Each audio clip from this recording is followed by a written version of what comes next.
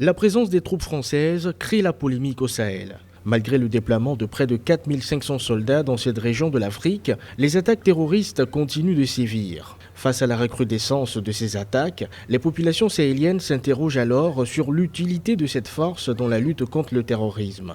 Pour le président nigérian Mahamadou Issoufou, dans un entretien sur RFI, la question ne se pose pas. Imaginons que Barkhane s'en aille. Ça va affaiblir notre lutte, notre camp. Au profit de qui ? Des terroristes.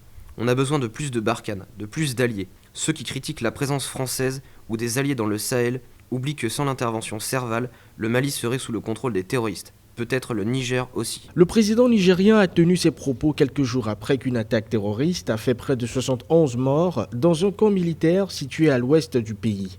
Cette attaque a provoqué une grande émotion dans le pays et ce au moment où le sentiment anti-français grandit au Sahel. La présence des forces françaises, particulièrement dans le cadre de l'opération Barkhane, aujourd'hui dans notre espace, elle est pratiquement pour nous inutile parce qu'on n'a pas vu en quoi leur présence concrètement a aidé à servir à quelque chose. On se demande si réellement elles sont là pour effectivement aider ces pays en difficulté ou elles sont là pour d'autres agendas. Le président Issoufou doit accueillir dimanche 22 décembre le président français Emmanuel Macron à Niamey pour rendre hommage aux soldats tués à Inates. Les deux chefs d'État ont décidé de reporter au 13 janvier prochain le sommet avec les dirigeants des 5 pays du Sahel. Ce sommet était initialement prévu se tenir le 16 décembre à Pau, en France.